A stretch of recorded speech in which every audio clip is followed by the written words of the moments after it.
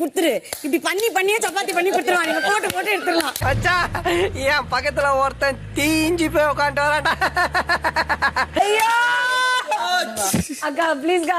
America என்ன account note அடிச்சிட்டு இருக்க? சவுண்டோட பாட்டில் அவன் பண்ணுவான். நீ பண்றியா? சூப்பர்ரா. இப்ப பாரு. Hello hello.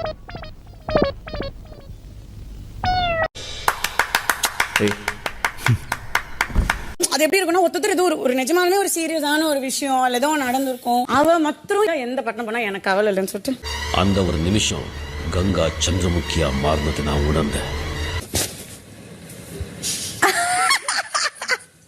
Oh my God.